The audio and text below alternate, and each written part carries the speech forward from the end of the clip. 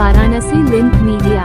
Varanasi link media में आपका स्वागत है। आइए देखते हैं। भट्ट ब्राह्मण महासभा काशी द्वारा वर्तमान परिवेश में ब्राह्मणों के विकास की दिशा पर हुआ संगोष्ठी।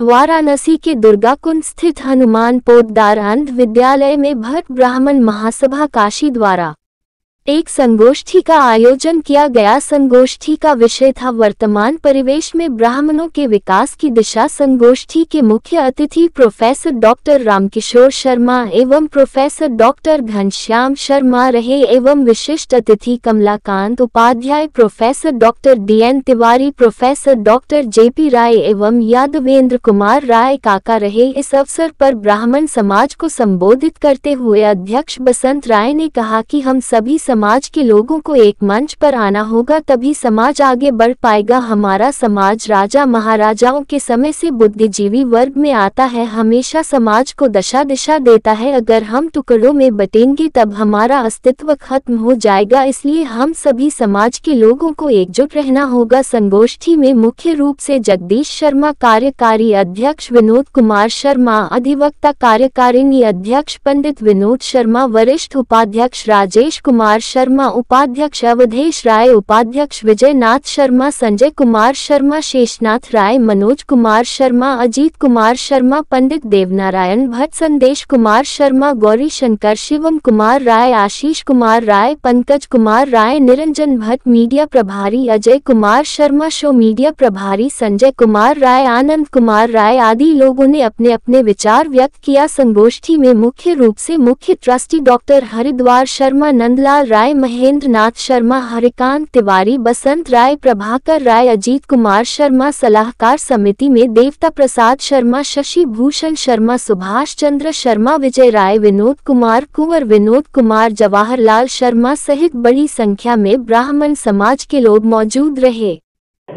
मैं पंडित बसंत राय, अध्यक्ष भट्ट ब्राह्मण महासभा काशी, जो बनारस के केंद्रीय ब्राह्मण महासभा की एक आनुषंगिक इकाई है, सहयोगी इकाई है। हम लोग ब्राह्मणों के विकास के दिशा में कार्य करने के उत्सुक हैं और उसी के क्रम में आज एक संगोष्ठी आयोजित की गई है, जिसका विषय है आज के बदलते परिवेश में ब्राह्मणों के विकास की क्या दिशा होनी चाहिए, क्या दशा होनी चाहिए, उस पर चिंतन चल रहा है। आपने देखा होगा कि ढेर सारे प्रोफेसर, बहुत ही प्रबुद्ध लोग, समाज सेवी, अनुभवी, इंडस्ट्रियलिस्ट सारे लोग यहाँ उपस्थित हुए हैं, एक बड़े पैमाने पर इकट्ठे हुए हैं इस महान विभूति के सभागार में और उस पर चिंतन का कार्यक्रम चल रहा है। क्या कहेंगे ब्राह्मणों के लिए आज के दिन? निश्चित तौर पर इस बदलते परिवेश में जो वैश्वीकरण जितनी तेजी से हुआ है, ब्राह्मण उसे छूता नहीं रहा है। उनकी भी जीवनचर्या, उनकी भी दिनचर्या इससे प्रभावित हुई है और उनकी अपनी जो पुरानी परंपराएं थी, जो वैदिक विधियां, पूजा पाठ, संध्या वंदन, इन सब चीज़ों में उनकी जो संलिप्तता रहती थी, उससे वो विमुख हुए हैं और इसी से इनका नैतिक पतन भी हो रहा है। और जब तक इसमें सुधार की मतलब वो नहीं कर लेते हैं, तब तक हम अपने पुराने विरासत की ओर नहीं लौट पाएंगे। आज आवश्यकता है गंगा, गौ और मतलब गांव, इन तीनों पर हमें ध्यान देने की ज़रूरत है और इसकी शिक्षा निश्चित तौर पर एक प्रबुद्ध जो ब्राह्मण होता है, समाज को सचेतने का पुरातन काल से जिम्मेदारी उसके ऊपर रही है। जब वो संभलेगा तभी समाज संभलेगा। मैं पंडित अजय कुमार शर्मा, काशी भट्ट ब्राह्मण महासभा सह मीडिया प्रभारी। और आज यह जो समागम आप देख रहे हैं, ये काशी ही नहीं, काशी से तो यहाँ का उद्घोष है और ये पूरे पैन इंडिया में जो है यह समाज जो है ब्राह्मणों का एक समूह बहुत अच्छा काम करता है।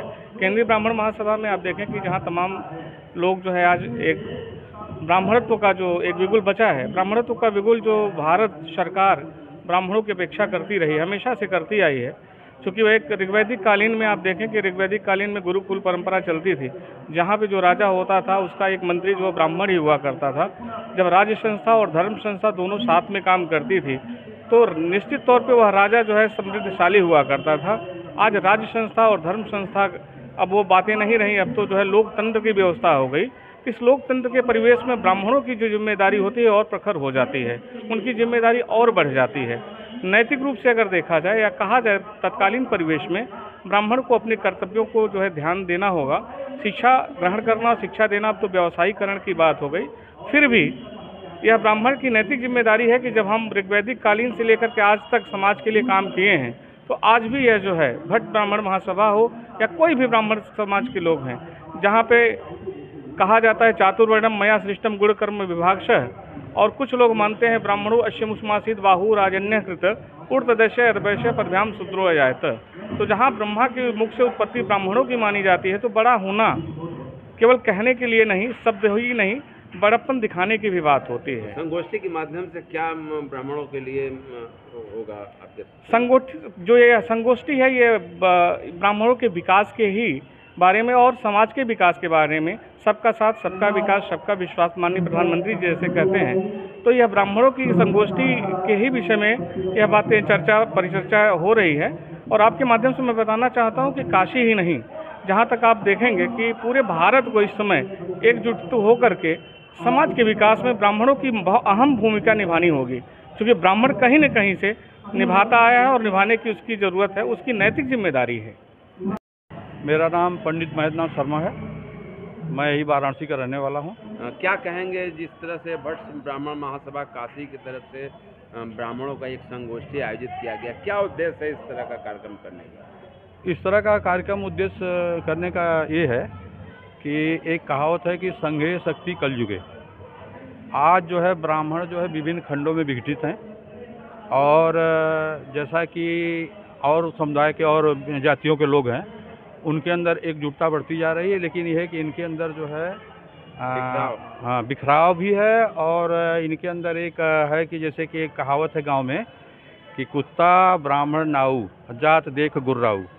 तो इनके अंदर पता नहीं क्या ऐसा है कि ये अपने से जो है, मतलब कि कोई कहता है कि हम जो है वो हैं दुबे हैं, तो कोई हम शुक्ला हैं, तो कोई हम इनसे ऊंचे हैं, तो हम इनसे ऊंचे हैं, तो हम अपने आप को ऊंचा बता। अरे भाई, पूरे हिंदुस्तान में ब्राह्मण भरे हुए हैं, और हम कह रहे हैं कि दक्षिण के ब्राह्मण नहीं है, कश्मीर के ब्राह्मण नहीं है, तो पूरे देश में जो ब्राह्मण है वो सब ब्राह्मण है, और उनके अंदर एकजुटता होनी चाहिए, क्योंकि सारे जात के लोग जो है एकजुट हो रहे हैं। दूसरा क्या है कि आज के राजनीतिक परिवेश में ब्राह्मणों का अस्तित्व जो है धीरे धीरे जो है विलीन होता जा रहा है। उसका कारण ये है कि ये खंडित हैं, ये अपने जो है एकजुटता इनके अंदर नहीं है, और ये इनके अंदर कुछ ऐसे तत्व हैं जिनके अंदर पदलोलुपता है।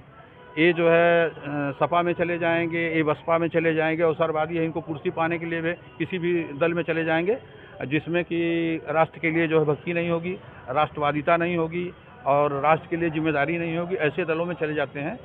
तो ये सब जो है कमियां हैं, इन सब कमियों को दूर करके जो है हमारे ब्राह्मणों को एकजुट होना पड़ेगा, और नहीं तो एक मंच पर आना पड़ेगा। और उसमें चाहे हम कह रहे हैं महापात्र हों, चाहे कोई भी ब्राह्मण हो, चाहे भट्ट ब्राह्मण हो, संस्थाएं भी बना ली हैं लोग। हाँ, इनको माने एकजुट होना पड़ेगा, एक मंच पर आना पड़ेगा। और अगर नहीं आए तो इनका आने वाले समय में अस्तित्व मिट जाएगा, क्योंकि राजनीतिक पार्टियां हाथ जोड़ के इनके